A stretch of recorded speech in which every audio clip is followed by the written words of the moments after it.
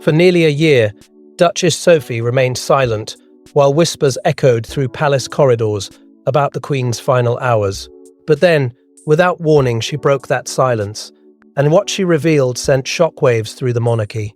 A document signed just one day before the Queen died.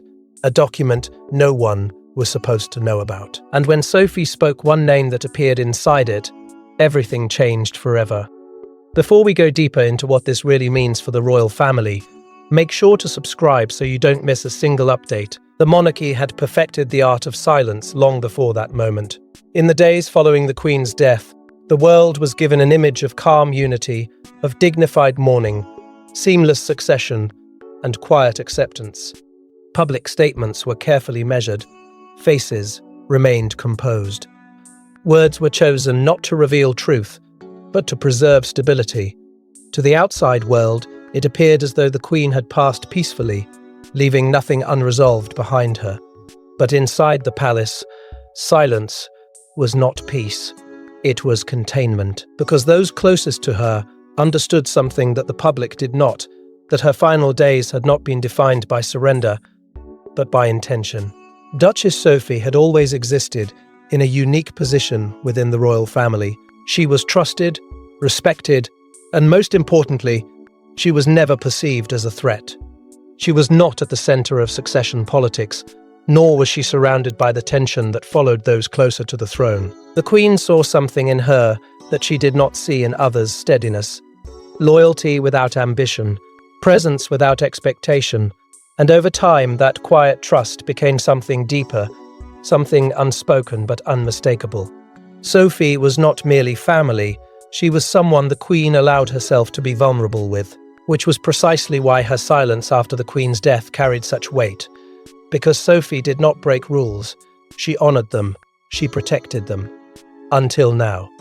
When Sophie finally spoke, it was not accidental, it was not careless, it was deliberate in a way that suggested the passage of time had not erased the burden she carried, it had intensified it. Those who heard her words immediately sensed that this was not gossip or speculation, this was testimony. Her voice did not carry uncertainty, it carried memory. And at the center of that memory was a document. Not an old document rediscovered years later, not something buried in archives. Something new. Something signed less than 24 hours before the Queen's death. The timing alone was enough to unsettle those who understood royal protocol, because nothing of that magnitude happened without purpose. What made the revelation even more disturbing was the reaction it provoked behind palace walls. There were no denials, no immediate clarifications. Only tension, only silence that felt heavier than before. Palace insiders, individuals who had spent decades navigating royal procedures, reportedly reacted with visible unease. Their composure faltered not publicly, but privately, because the existence of such a document suggested something the monarchy had worked tirelessly to prevent. It suggested unfinished decisions. It suggested that even at the edge of death, the Queen had not relinquished control. She had exercised it. And then there was Sophie herself. Her emotional restraint did not conceal the truth, it exposed it. She was not recounting a story she had heard. She was revealing something she had seen. There was a quiet gravity in her words, a subtle confirmation that she had been present in ways others had not, that she had witnessed the Queen not as a distant sovereign, but as a woman making one final, irreversible choice. And perhaps most unsettling of all was the implication that the document had not been intended for immediate discovery, that its existence was meant to remain hidden until something, or someone, forced it into the light, because the monarchy had already presented its narrative, a peaceful ending, a natural transition, an unbroken chain of continuity. But Sophie's revelation threatened to fracture that narrative completely. It introduced uncertainty into what had been presented as certainty. It raised questions no one had been prepared to answer. Questions about timing, about intent, about trust, and most dangerously of all, questions about whether the Queen's final act had been an act of closure or an act of protection. But to understand why Sophie's words carried such explosive weight, we must first return to the final 48 hours, of the Queen's life hours, filled not with quiet acceptance, but with urgency and decisions no one expected.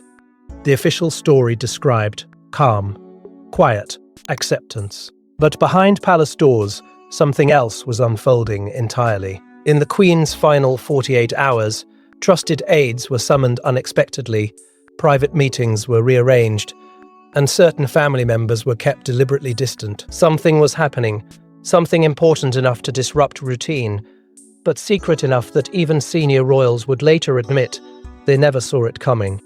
At first, the changes were subtle enough to escape notice by anyone not already attuned to the rhythms of palace life. The Queen had always lived within structure, her days carefully organized, her interactions deliberate, her routines rarely altered without explanation. But in those final 48 hours, that structure began to fracture. Individuals who normally operated in the background suddenly moved with urgency. Messages were sent quietly, without announcement.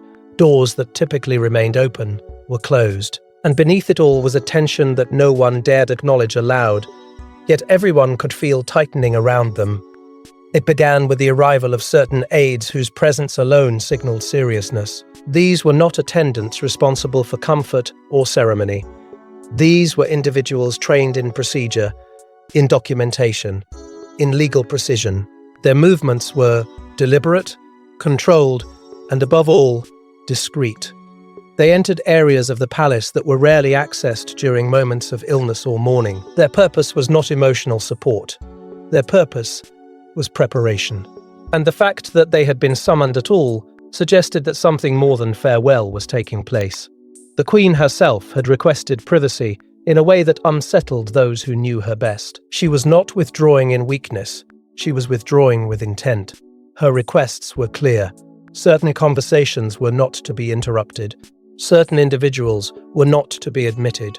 And most striking of all was the fact that these instructions were delivered with unmistakable authority, not fading fragility. She was not relinquishing control.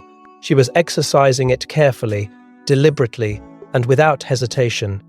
Even those who had spent decades serving her could sense that this was not routine end-of-life withdrawal. This was focus. Communication patterns across the palace shifted accordingly. Messages were sent, but not broadly. Invitations were extended, but selectively.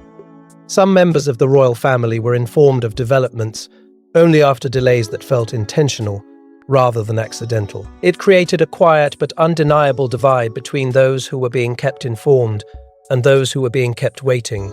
Confusion began to surface, though it remained unspoken. Questions formed but were never voiced directly, because within the monarchy, uncertainty was dangerous, and this uncertainty felt deliberate. Through it all, Duchess Sophie remained present, not occasionally, not briefly, consistently. Her proximity was not ceremonial, it was constant.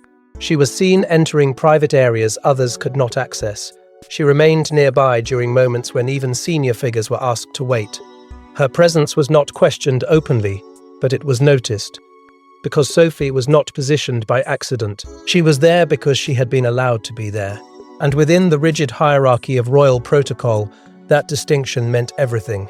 Emotions began to shift in ways that could no longer be ignored. Grief was expected, but this was something else. There was anticipation beneath the sorrow, an unspoken awareness that something remained unfinished, that the Queen was not merely approaching the end of her life, but approaching the completion of something she had carried privately for years. Even staff who had witnessed countless transitions described the atmosphere as unfamiliar, heavy, focused, final. Those closest to her would later struggle to articulate exactly what they had sensed in those hours. It was not panic. It was not fear. It was certainty. A quiet, unshakable certainty that the Queen was preparing to finalize something of immense importance. Not for herself, but for what would remain after her. And as time moved forward, minute by minute, hour by hour, it became increasingly clear that whatever decision she was preparing to make could not be delayed any longer. And as these quiet movements intensified, one moment stood apart from all others, the moment the Queen summoned Sophie alone, and everything changed. It wasn't announced. It wasn't scheduled. and it wasn't witnessed by anyone else. The Queen asked for Sophie, and only Sophie. No advisors, no senior heirs, just her. For years, Sophie had been one of the Queen's closest emotional allies, but this moment was different. This wasn't comfort. This wasn't farewell. This was purpose. And whatever passed between them would soon reshape the royal family forever. Those who had observed their relationship over the years understood that Sophie occupied a space few others ever could. She was never the loudest voice in the room. She never fought for position or influence. She never needed to. The Queen trusted her not because she sought power, but because she did not. There was no agenda behind Sophie's loyalty, no calculation behind her presence. She had become, over time, something rare within the monarchy, a place where the Queen could exist not as a sovereign, but as a person carrying the immense weight of a lifetime of decisions. That trust had not been built overnight. It had been forged quietly, through years of consistency, discretion, and emotional steadiness. And now, in her final hours, it was Sophie the Queen chose. What made the summons so unsettling was not simply that Sophie had been called, but that no one else had been permitted to join. Not those expected to inherit responsibility, not those positioned closest to the throne. The exclusion was deliberate. It was controlled. It sent an unspoken message that this moment was not about hierarchy. It was about certainty, because Sophie represented something others could not. She was not a rival. She was not burdened by expectation. She was safe, and safety, in that moment, mattered more than protocol. Those closest to the Queen would later reflect on the unusual clarity she displayed during that private exchange. This was not the fading confusion of someone surrendering to time. This was focus sharpened by urgency. Her words were reportedly precise, intentional, measured. There was no hesitation, no uncertainty. She spoke not as someone reflecting on the past, but as someone actively shaping what would come next. And Sophie listened, not as a passive observer, but as someone being entrusted with something far greater than conversation, something that extended beyond grief, beyond farewell. When Sophie emerged, the emotional shift was unmistakable. She carried herself with the same composure she had always maintained. But something deeper had changed. It was subtle, yet undeniable. Those who saw her understood immediately that she had not simply been present for comfort. She had been present for instruction. There was a gravity in her silence that did not invite questions, only respect, because within the monarchy, silence often meant protection, protection of decisions, protection of truths not yet ready to surface. In the weeks and months that followed, Sophie remained unwaveringly quiet. She offered no hints, no clarifications, no attempts to reshape the narrative that had been presented publicly. And yet her silence felt different now. It did not feel like avoidance. It felt like obligation, as though she had been entrusted with something that could not be revealed not yet, something that needed time, something that required the right moment to be understood. Her restraint suggested that what had passed between her and the Queen was not simply emotional, it was directive, because whatever had been said in that room did not remain there. It moved forward. It carried into the next morning, into the final act the Queen would take, while she still possessed the authority to do so. Sophie's presence during that conversation had not been incidental. It had been preparation, the foundation for something tangible, something permanent, something that would soon exist beyond memory, beyond interpretation, beyond silence itself. And when the next morning arrived, what happened inside that room would become the most controversial moment of the Queen's final day. It happened quietly. No public announcement. No ceremonial witnesses. Just paper, pen, and a monarch determined to finish something she had carried for years. The Queen signed the document with steady hands, despite her fading strength. Those present understood immediately this was not routine. This was final. And once her signature touched that page, the balance of power, loyalty, and legacy shifted in ways no one could undo. By the time morning arrived, the quiet urgency that had defined the previous night had hardened into certainty. There was no hesitation in the Queen's request.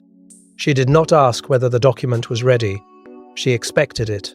That expectation alone revealed something critical. This moment had not been conceived suddenly. It had been prepared, anticipated, and protected long before her final hours began slipping away.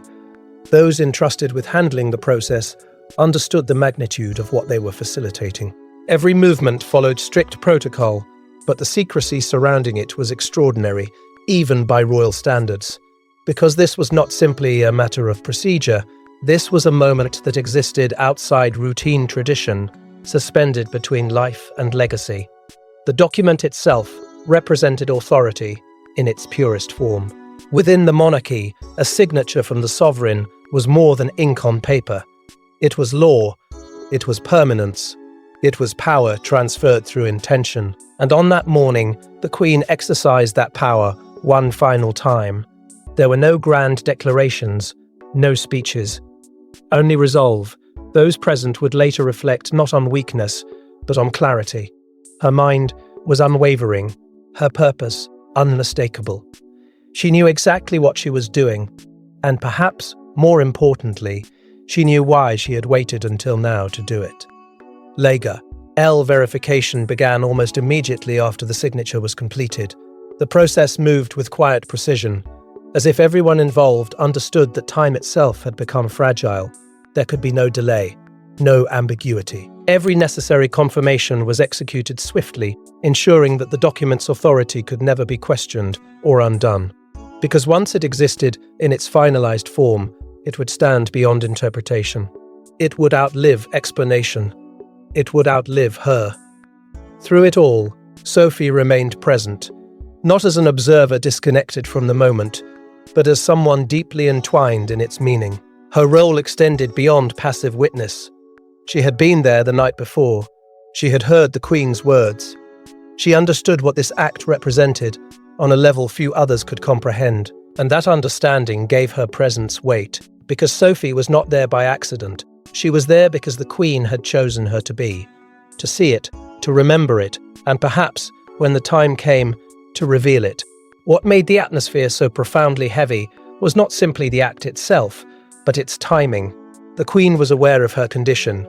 She understood the narrowing window before her, and still she waited until this precise moment to act. That choice spoke volumes. It suggested that whatever was contained within that document required absolute certainty, absolute control. There could be no interference, no opposition, no opportunity for pressure to reshape her will. Waiting ensured that her authority remained untouched until the very end. Equally telling was who was not present. Certain figures, whose roles would normally demand involvement, were conspicuously absent. Their absence was not procedural, it was intentional. It created a controlled environment, one where the Queen's decision could unfold without distraction, without influence. NNC, that absence itself became part of the story, reinforcing the understanding that this was not a collective act. It was hers alone. When the process was complete, nothing outwardly dramatic occurred. There were no announcements, no visible shifts, and yet everything had changed. Because the Queen had exercised the oldest power, she possessed the ability to shape the future in silence. Her final act was not surrender to mortality, but an assertion of authority over what would follow. It was deliberate, it was irreversible, and its consequences would not be understood immediately, because those who would later uncover the truth would realize something far more unsettling than the signing itself. The true shock was not that the document existed, it was what it contained, and more specifically, who it named. But it wasn't the act of signing alone that stunned those who would later learn the truth, it was the name written inside. When Sophie finally revealed what she had seen, one detail froze the room in disbelief. A name. Not expected, not predicted, and not easily explained. The Queen had placed a name inside her final document that disrupted assumptions about loyalty, succession, and trust.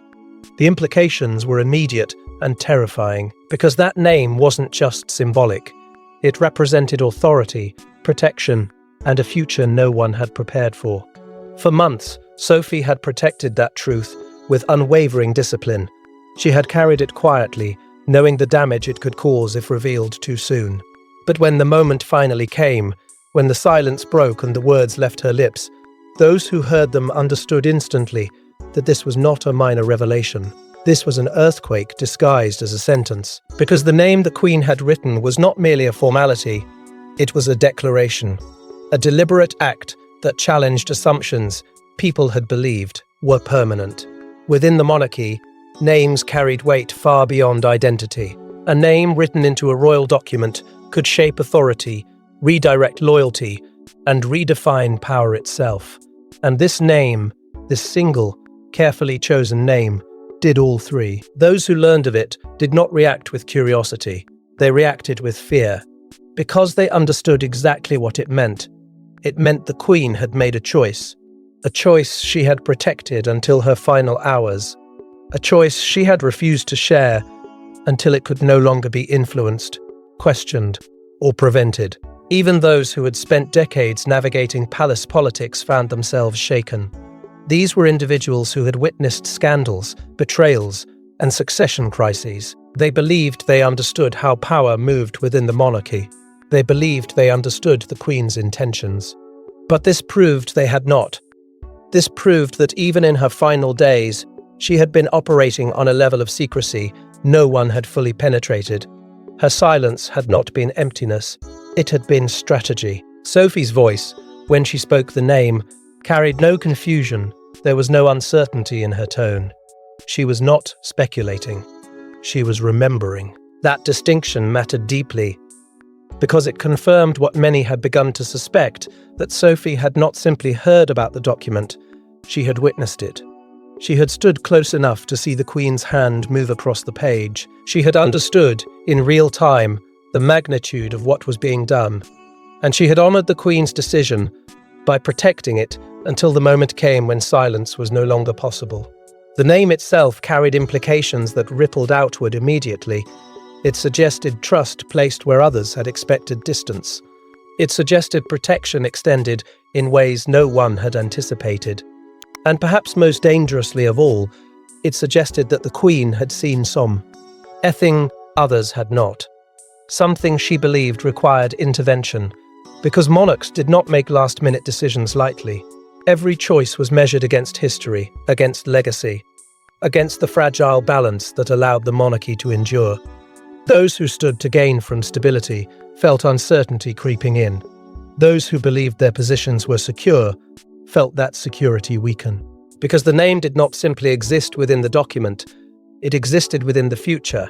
It represented influence that would continue long after the Queen herself was gone.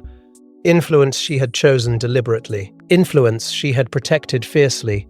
Influence she had ensured could not be undone. And perhaps the most haunting realization of all was this: the Queen had not revealed this intention during moments of strength. She had revealed it at the edge of death, when there was no time left for debate, no time left for resistance, only time enough to make it real, because she had known exactly what would happen once the name was discovered. She had known it would raise questions. She had known it would unsettle those who believed they understood her, and still, she had chosen to write it, which meant this was not an accident. It was not an emotional impulse. It was the conclusion of something she had been carrying privately for far longer than anyone realized. But perhaps even more disturbing than the name itself was why the Queen waited until her final day to reveal it. Why wait until the very end? Why carry this decision in silence for so long, only to reveal it when time was running out? Those closest to the Queen began asking questions they were never meant to ask, because waiting wasn't weakness. It was strategy. It was protection. And it suggested the Queen feared interference, resistance, or even betrayal forces powerful enough to delay her final decision until her last wreath approached. For decades, the Queen had navigated a world where every decision was observed, analysed, and, in many cases, quietly challenged. She understood power not as something she possessed freely, but as something constantly surrounded by pressure. Advice came from every direction. Expectations formed without being spoken. Influence existed not in open confrontation, but in subtle persuasion. And through it all, She learned a truth few outside her position could fully grasp, that timing was often more powerful than the decision itself. When she chose to act, mattered just as much as what she chose to do. Waiting was not hesitation. Waiting was control. By delaying the signing of the document until her final day, the Queen ensured something profound. She removed the possibility of resistance. Had the decision been revealed earlier, it could have been questioned. It could have been debated. It could have been reshaped by those who believed they knew better, or those who feared what it represented. But in her final hours, none of those forces could reach her. None of them could influence her. She existed beyond negotiation. Her authority, in that moment, was absolute, and she used it with precision. There was also an emotional dimension to her timing that cannot be ignored. The Queen was not merely a sovereign. She was a mother, a grandmother, a woman who had lived through loss, loyalty, and disappointment. Her relationships were not abstract political alliances. They were deeply human, and the decision she carried may have required emotional certainty as much as strategic clarity. Waiting allowed her to act not from obligation, but from conviction. It ensured that when she signed that document, she did so with complete certainty that it reflected her truth, not anyone else's expectation. Sophie's presence played a crucial role in preserving that certainty. The Queen had chosen her carefully, not because Sophie possessed institutional authority, but because she possessed emotional integrity. Sophie represented trust, untouched by political ambition. Her role was not to influence the decision, but to safeguard its authenticity. Her presence ensured that the Queen's will was witnessed by someone whose loyalty was personal, not procedural. Someone who would protect it not because she had to, but because she understood why it mattered. Secrecy itself became a shield. It protected the document from interference during its most vulnerable stage, before it became permanent. The fewer people who knew, the fewer people who could attempt to alter its course. This was not paranoia, it was awareness. The Queen understood the fragile balance of power within her own institution. She understood that even the most respected structures could become arenas of silent conflict when authority shifted. By keeping her decision hidden until the very end, she preserved its purity. Its intention remained untouched. In doing so, she transformed her final act into something more than a private decision. She turned it into a declaration that could not be undone. It existed outside debate, outside influence, outside resistance. It was not an invitation for approval. It was a statement of final authority. And perhaps most revealing of all was what this timing suggested about her understanding of those around her. She had not delayed because she was uncertain. She had delayed because she knew exactly what would happen once the truth emerged. And while the monarchy would struggle to absorb the implications of her decision, while institutions would quietly adjust and individuals would silently question their place within the future she had shaped, there was one person who felt the full emotional weight of that moment more than anyone else. Because Sophie had only witnessed the Queen's final act, she had been entrusted with carrying its truth. But the greatest emotional burden of all did not fall on the monarchy, it fell on Sophie herself. For months, Sophie carried the truth in silence. Every public appearance, every private conversation, every moment of mourning was shadowed by the knowledge of what she had witnessed. She wasn't just grieving a monarch, she was protecting a final decision powerful enough to fracture the royal family. And the longer she stayed silent, the heavier that responsibility became. In the immediate aftermath of the Queen's death, Sophie became part of the collective grief the world could see. She stood among the family, her composure steady, her expression controlled. To everyone watching, she appeared to be enduring the same sorrow as everyone else. But beneath that surface lived something far more complicated. Her grief was layered with awareness. She did not just mourn what had been lost, she carried what had been left behind. A truth entrusted to her in confidence. A truth that had not yet found its place in the world. Silence, at first, felt like protection. The monarchy depended on stability, and stability depended on timing. Sophie understood that revealing the Queen's final act too soon could create confusion, fear, and perhaps even conflict among those still adjusting to the sudden shift in power. So she remained quiet. She honored the Queen's unspoken expectation that loyalty extended beyond death. But silence, over time, stopped feeling like protection. It began to feel like isolation, because silence is not empty. It is heavy. It fills every pause in conversation. It lingers in moments where words should exist but cannot. Sophie felt it in the way people spoke about the Queen's final days, repeating the official narrative with confidence she knew was incomplete. She felt it in the assumptions others made about how everything had ended. She listened without correction, without confirmation, without relief. And each time, the distance between what was believed and what was true grew wider. The pressure did not come from direct confrontation. It came from expectation. The expectation that she would continue to embody loyalty without question, that she would preserve the carefully constructed image of unity, that she would remain what she had always been trusted, steady and silent. But internally, something was shifting, because loyalty to the Queen did not simply mean protecting her memory, it meant protecting her intention. And Sophie understood that those two responsibilities were no longer perfectly aligned. There were moments when she likely questioned herself, moments when she wondered whether silence was still serving its purpose, or whether it was slowly erasing the meaning of what the Queen had done. Because the Queen had not acted without reason. She had not signed that document without purpose. And if that purpose remained buried, its significance would fade into obscurity. The Queen's final assertion of authority would become invisible, forgotten not by force, but by omission. Over time, Sophie's role began to transform.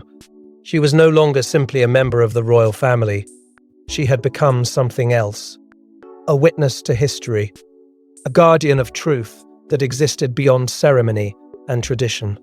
That realization carried its own emotional weight, because it meant that eventually silence would no longer be enough. Eventually, the truth would demand to be acknowledged, not for Sophie's sake, but for the Queen's. When Sophie finally reached the point where she could no longer carry that burden alone, her decision was not impulsive. It was inevitable. It was the result of months of internal conflict, of balancing loyalty against responsibility, of honoring both the Queen's trust and the truth she had been entrusted with. Speaking was not betrayal. It was fulfillment. It was the final step in carrying out what had begun in that private room on the Queen's last day. And when Sophie finally spoke publicly, the consequences rippled through every level of the monarchy. The monarchy had survived wars, scandals, abdications, and betrayals, but nothing quite like this. Because this wasn't scandal born of rebellion. This was authority exercised at the very edge of death. Sophie's revelation forced the royal family and the world to confront one final truth about the Queen. Her last act was not surrender, it was control, and its consequences were only just beginning. Inside the royal family, the emotional impact did not erupt in public statements or dramatic confrontations. It emerged quietly, in the spaces between words, in conversations that stopped when certain names were mentioned, in silences that stretched longer than they should have, because those closest to the Queen understood the deeper meaning behind her final act. She had not simply left behind a legacy, she had shaped the conditions under which that legacy would continue. And in doing so, she had forced everyone around her to confront a reality they could neither ignore nor fully control. For some, her decision was a final demonstration of strength, proof that even in her last hours, she remained the architect of the monarchy's future. She had not allowed illness, time, or expectation to dictate her final chapter. She had dictated it herself. That realization carried a kind of haunting admiration, because it reinforced what had always made her extraordinary: her ability to see beyond the present moment and act for what she believed the institution would require long after she was gone. But admiration was not the only emotion her decision provoked. For others, it created uncertainty, because when power moves in silence, its effects are unpredictable. Roles that once felt permanent no longer carried the same certainty. Relationships once defined by tradition now existed under the shadow of possibility. The monarchy, an institution built on continuity, had been quietly altered by a single act few had anticipated. Not through revolution, not through public decree, but through intention preserved until the moment it could no longer be challenged. And at the center of it all stood Sophie. No longer just a trusted member of the family, she had become something far more significant. She had become the bridge between what the Queen had done and what the world would eventually understand. Her decision to speak had transformed her from silent witness into historical figure. Her voice had reshaped how the Queen's final days would be remembered, not as passive decline, but as deliberate action. That transformation carried both honor and isolation, because once truth is revealed, it cannot be returned to silence.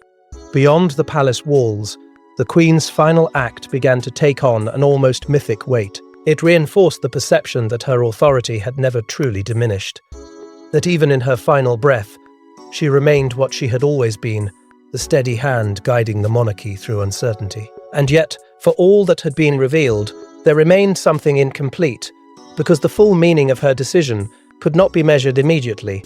Its true impact would unfold slowly, over years, through decisions influenced by the foundation she had laid in secret. Some truths had emerged, others remained buried, protected by the same silence that had preserved them until now. And perhaps that was the Queen's final gift to the institution she had spent her life protecting. Not certainty, but direction. Not explanation, but intention. Because by leaving behind questions, she ensured that her influence would continue, not just as memory, but as presence. Because even now, one haunting question remains unanswered. Was this the Queen's final protection, or her final warning? Thanks for watching. Please don't forget to like and subscribe, and we will see you in the next one.